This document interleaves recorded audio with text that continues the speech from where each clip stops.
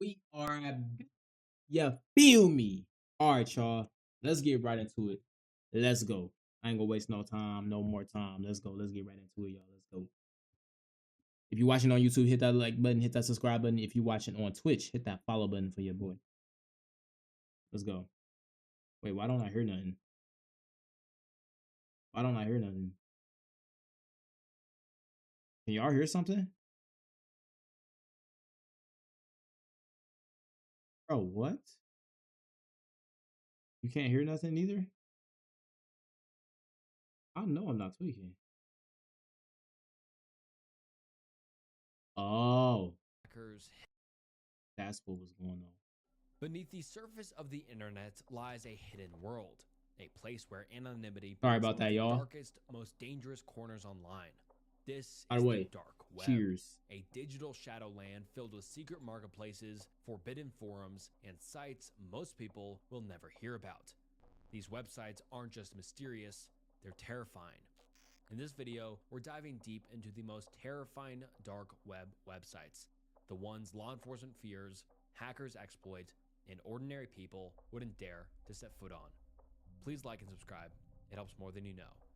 And now, let's get into some terrifying dark web websites. Cracked, Nulled, Celix, and Stark RDP. Do you need cracked software, hacked accounts, tools to take down a website? Well, for years, sites like Cracked, Nulled, Celix, and Stark RDP were the go-to hubs for online crime, running wild in It says very quiet. plain sight. Although, on January 29th, 2025, they disappeared. Operation Talent, a massive international sting led by the FBI and Europol, shut them down overnight. Raids, arrests, and millions in damage. Here's how it went down. Operation Talent was a multi-state operation involving serious coordination and efforts between multiple global law enforcement agencies of several different countries, namely the United States, Romania, Australia, France, Germany, Spain, Italy, and Greece. This operation, like I said, was targeted on the following sites: Cracked, Nulled, Celix, and Stark RDP. These sites specialized in providing users with cracked software such as Adobe products or video games, as well as selling information and illegal cybercrime services. These services could be anything from OnlyFans leaks to even taking down entire websites, doxing people, and it could even go as far as blowing up routers. These cyber criminals from all around. Did they just say you can actually? I thought that was just a joke. You can actually blow somebody router up. That's actually crazy. The world would advertise their services, where they'd provide people with OnlyFans leaks for free, or even paid at times, paid high balance PayPal accounts, etc. These sites operated for years without being caught. That was until the 29th of January, 2025. The following banner was uploaded on all of these sites. This banner, as fake as it looks, is completely real. The operation resulted in the following: 2 people were arrested in Spain, 7 different properties were searched, 17 servers were seized, 50 different electronic devices were seized, and over 300,000 euros were seized in cash and crypto. According to seizure warrants unsealed today, the cracked marketplace has been selling stolen login credentials, hacking tools, and servers for hosting malware and stolen data, as well as other tools for carrying out cybercrime and fraud since March 2018. Cracked had over 4 million users, listed over 28 million posts advertising cybercrime tools and stolen information, generated approximately $4 million in revenue, and impacted at least 17 million victims from the United States. One product advertised on Cracked offered access to billions of leaked websites, allowing users to search for stolen login credentials. This product was recently allegedly used to sextort and harass a woman in the Western District of New York. Specifically, a cyber criminal entered the victim's username into the tool and obtained the victim's credentials for an online account. Using the victim's credentials, the subject then cyberstalked the victim and sent demeaning and threatening messages to the victim. The FBI. Nold had been in operation since 2016 and had over 5 million active users. It had advertised several cybercrime tools, stolen login details, stolen IDs, detailed guides on fraud, and much, much more. The site saw over $1 million in yearly revenue, with one ad claiming to have the names and social security numbers of over 500,000 American citizens. The site operated on the ClearNet, but on several other channels such as Telegram. That's one thing so scary is that you don't know for sure that if you're the only one that knows your social security. Like there can be some random dude in New Zealand or some random dude in India that knows exactly who you are, knows how you look, knows your full name, what you do on a daily. That's scary. Where the staff had confirmed the takedown moments after it had happened. They claimed it was a sad day indeed for our community. Son, an active admin of the site, had been arrested, alleged to have performed escrow functions on the site, and that his services would be used to complete That dude looked like a goofy. Looks stupid. transactions which involved stolen ID and credentials. He's been charged with conspiracy to traffic in passwords and information, conspiracy to solicit another person for the purpose of offering an access device or selling information regarding an access device, and conspiracy to possess, transfer, or use a means of identification of another person with the intent to commit or to aid and abet or in connection with an unlawful activity that is a violation of federal law. Put simply, he's in a shitload of trouble if convicted, facing up to 30 years in prison for all his charges. Some users online, however, believed these takedowns never stick, speculating that the domains are already back up somewhere else. RIP. I'm sure they will be back up within the week on new domains, or sometimes even the same domain. Yeah, this How's your food? My food is delicious. My food is good. or it just How was your food earlier? means it's some other site's turn. These takedowns are kinda useless, lol. Some others, however, believe that these hacking forums were simply just scams. Meh. In a way, hacking forums have been basically dead for years. A new one will come and continue to just be a scam, like these were. All scams. But, according to the FBI, this takedown did make a huge impact. Russian anonymous marketplace. Silk Road has had many successors, but none have had the longevity of Ramp, also known as Russian Anonymous Marketplace. Inspired by the Silk Road's model of anonymous cryptocurrency-based e-commerce, it was a marketplace used to sell substances. It offered one of the widest variety of narcotics on the entire dark web, but with one key difference. It only served Russian-speaking clientele.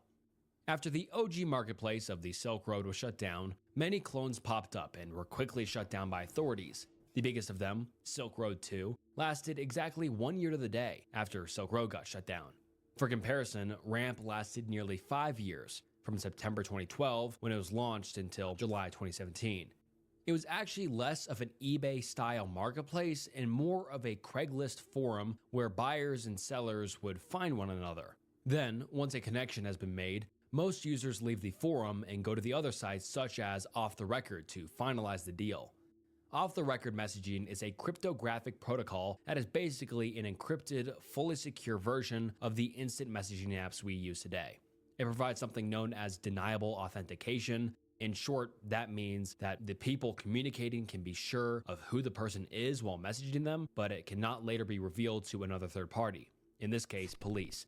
While Ramp does provide an escrow system similar to Silk Road, most sellers and buyers prefer to use off-the-record messaging and then pay in Bitcoin or with the Russian payment service QIWI. Sellers are known to be very cautious on the site, triple sealing these substances or even going as far as to delivering them to a dead drop where the buyer can go pick it up from. Buyers can also leave reviews on the seller's pages, with one particularly happy seller leaving the follow review on a seller's page. In the nose, it is without foreign flavor and is not bitter in scent, and it does not burn. So how do people at Ramp make money? Simply, they charge the top buyers a certain That is so crazy. That is insane. What our world just has. Like the world is just crazy. fee for their own private sections on the forums, $300 a month. For another $700 a month, you can pay for your very own banner advertising your product. And if you are really serious about this and you want to sell some of the most potent substances to the extremely demanding Moscow market, you have to pay $1,000 a month in order to sell from their restricted quota list. The site administrator, also known as DarkSide, agreed to an interview with Wired, conducted on Ramp's very own private messaging system on Tor. DarkSide stays completely anonymous, not even revealing his gender and his location, set as a galaxy far, far away. He does apparently speak good English, though, and share details in the above. He claimed that it made over $250,000 a year, but compared to its predecessors, that is much less, but also compared to its predecessors, it stayed up much longer. According to DarkSide, 6 figures is just a regular income in the local area he stays in, wherever that is. He says, 6 figures is a regular income. That's crazy. These dudes be making money, bro. I'm not saying that like I am not directly involved in any of this, and nor do I even want to be, but that money crazy. I can be perhaps considered 6 figures on a regular, that's norm. Okay, like people make 17 an hour, 18 an hour, 20 an hour nowadays, which is like what 40, 30, 40K. That's like the average in the US. Over what I do live is 6 figures. That's crazy. a rich guy for a local, though you can't live well on your legal salary here. We ain't dollar millionaires, just upper middle class guys who do their job and feed their families. He is also supposedly planning to expand the site to include a payment system like Silk Road had, or even cater to the English audience, like similar sites did at the time. So, how did it survive so long when during that time, a Silk Road clone would be seized every other week? It may simply be that the Western authorities didn't want to target it.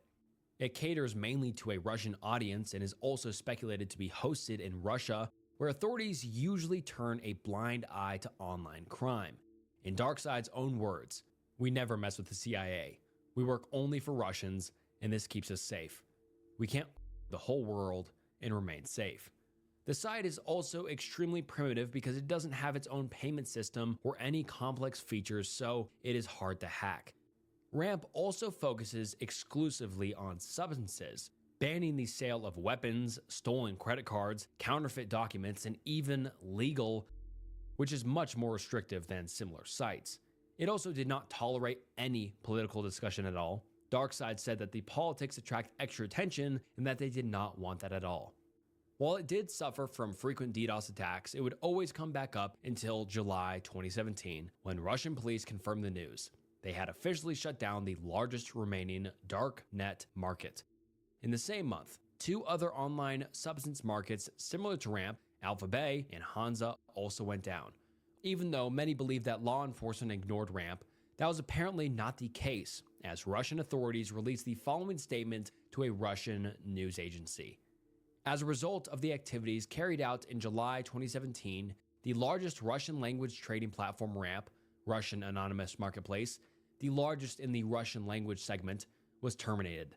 The MVD has permanently implemented a set of measures aimed at identifying and suppressing the activities of members of criminal groups engaged in the distribution of synthetic substances, potent substances, and precursors in a non-contact way using the internet. The main efforts are aimed at suppression of substance supply channels and elimination of organized groups and criminal communities engaged in their sale. Darkode. If the dark web had a Wall Street, Darkode was its stock exchange, a high-stakes marketplace where the world's top hackers bought, sold, and traded illegal goods like stolen identities, hacking tools, and botnets. It didn't look like much from the outside, just another hidden forum. But behind the scenes, it was a slick, highly organized operation. If you wanted to hire someone to break into an email, grab stolen credit cards, or control a massive army of hijacked computers, Darkode was the place to be. This wasn't some messy underground chat room. It was a polished marketplace where cyber criminals dealt in secrets and malware as casually as people buy apps on their phones. Professional, efficient, and dangerous. Compared to its competitors, Darkode was generally regarded as the most dangerous by authorities, as it had the largest group of criminal hackers and represented the biggest threat to data safety. In fact, a prominent attorney, David Hickton, said that Darkode was the most sophisticated English-speaking forum for criminal computer hackers in the world, which represented one of the gravest threats to the integrity of data on computers in the United States. You can see the scale and impact this dark web criminal forum had. Started in 2009 by a coder named Acerto, it was originally created to sell their bot called Butterfly Bot. If you're active in the cybersecurity space, you might know this bot as Mariposa, which was a botnet used for denial of service attacks that was discovered in 2008. It would install itself onto unprotected computers and start monitoring for sensitive information, and then would propagate into other computers. After the computer is fully infected, it would contact the malicious actor's server and serve as a bot for their purposes, for example, a DDoS attack. It costs an estimated tens of millions of dollars to remove, and over 800,000 individuals' personal data was stolen. By the end of 2009, US authorities seized control of the bot network, but unfortunately, the owners took it back and launched a revenge attack, which actually knocked out internet connectivity for many Canadian universities and government agencies. The following year, in Spain, the suspected leader of the group that created the botnet was arrested, along with 2 others. The creator of Butterfly Bot, where this all started, Acerto, also known as Maciej Skornik, was arrested in Maribor, Slovenia, but was released due to lack of evidence. Around this time, Maciej gave up control of the Dark Ode forum to Krim, who created an exploit kit named Crime Pack that was sold in the early days of the forum.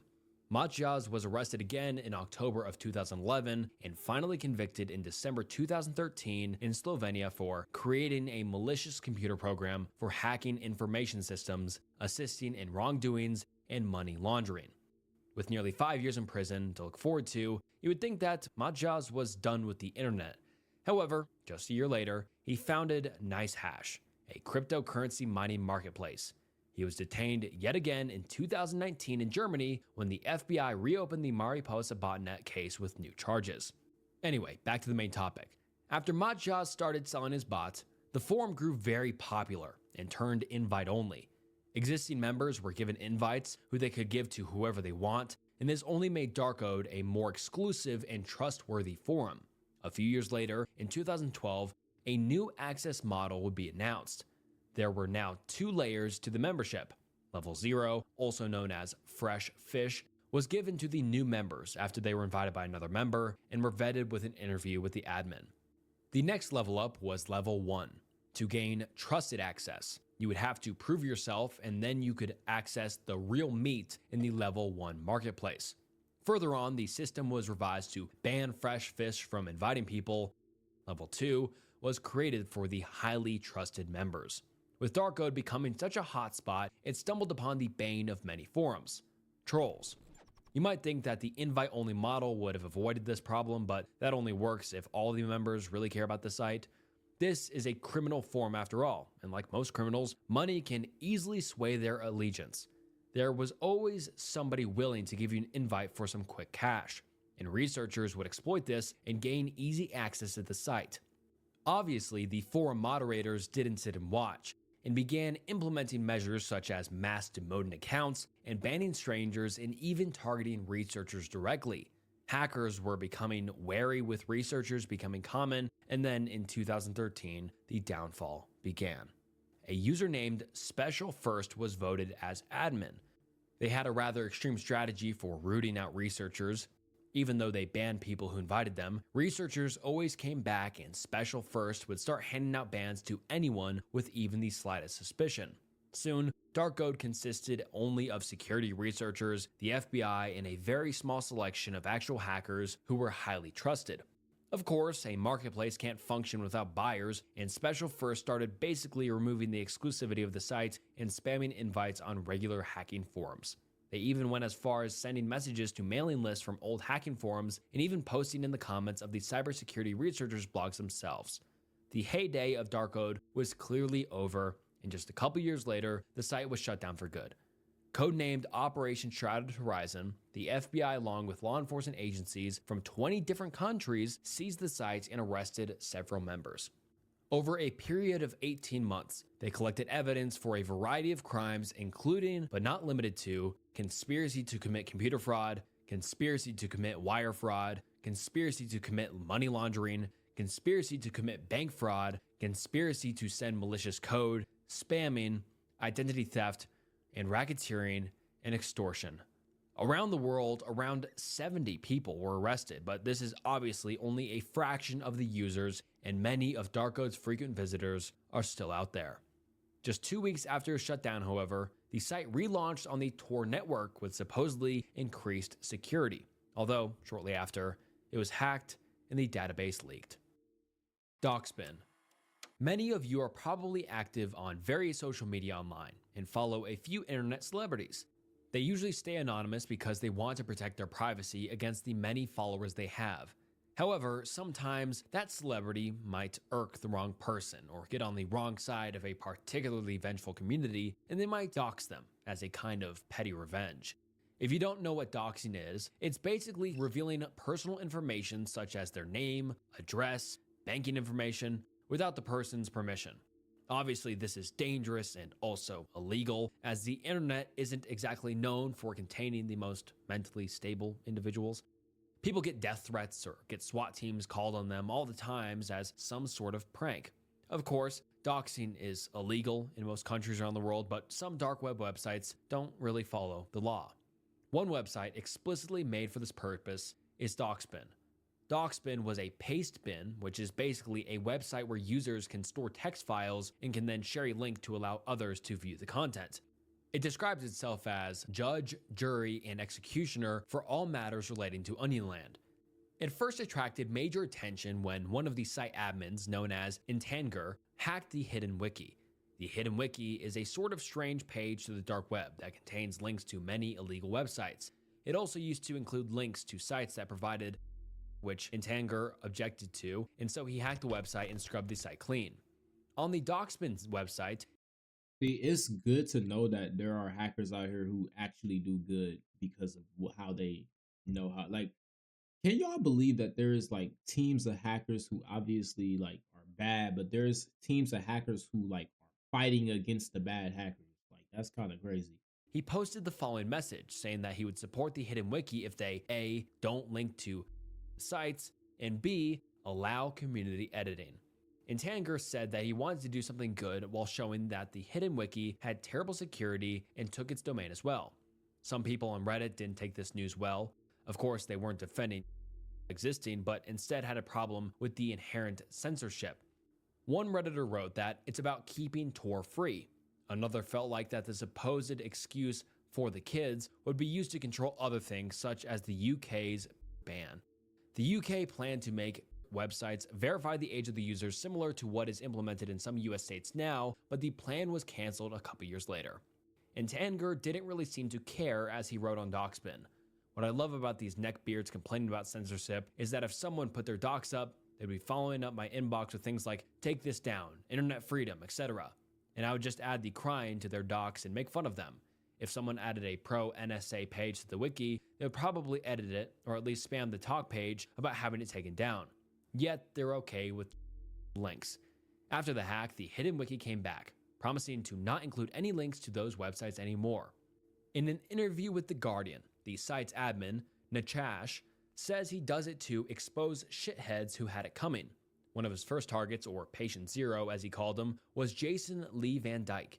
Van Dyke is a lawyer from Texas who represented a student from a Texas university who was a victim of a revenge website called Pink Meth. He attempted to sue the Tor project, and Nachash was not happy with this, seeing it as an attack on Tor. The Tor project is how the majority of dark web websites are hosted. It is a network that enables anonymous connections and therefore hides the people who use it. Nachash was also close to those who ran Pink Meth website, and soon after Van Dyke's personal information was uploaded to Doxbin.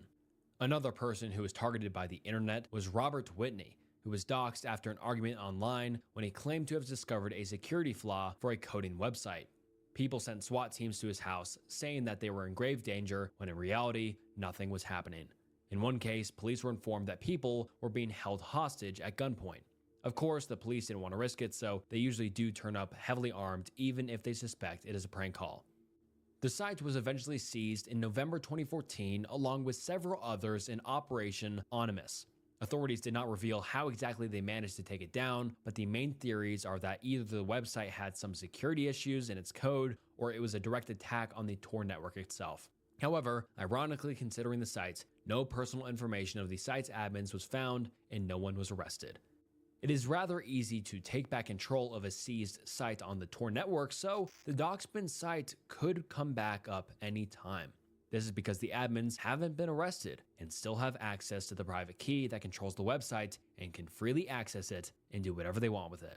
But Nachash has no such plans, apparently, as in his own words. It's a 12-year-old skid shit show, and it's not worth my time. Deep.web in Dread. For some of the websites we discussed before, some of the information sources link to a site called Deep.web. But like me, if you try to go to the site, you will find that it no longer exists. Deep.web is actually a news website dedicated mainly to the dark web and its surrounding topics such as the Tor network, cryptocurrency, and privacy. Major news about dark web markets would be posted here first. For example, the hacking of Silk Road, and then mainstream news outlets would cover it. The site even included comparisons between websites to help the confused customer choose the best site to buy substances from.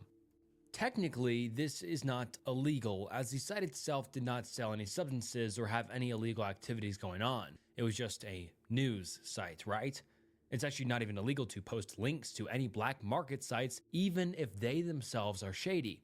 Like most free news sites, it ran ads on its website and had an affiliate marketing system.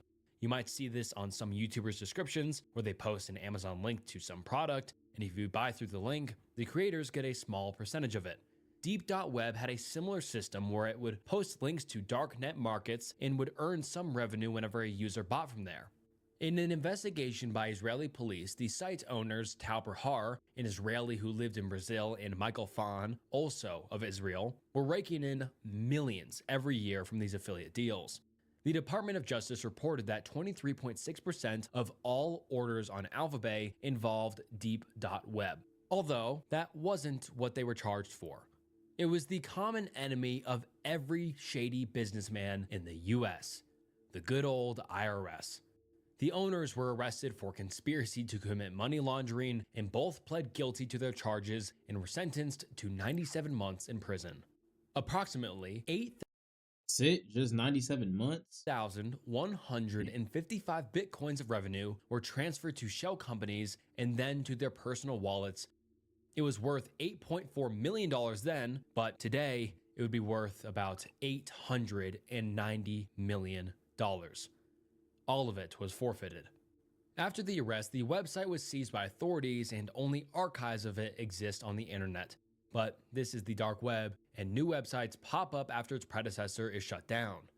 Dread is a Reddit-style dark web discussion forum that is the successor of Deep.web. It rose in popularity in 2018 after Reddit started banning lots of darknet market discussion subreddits, and people needed a place to discuss their favorite Silk Road clone.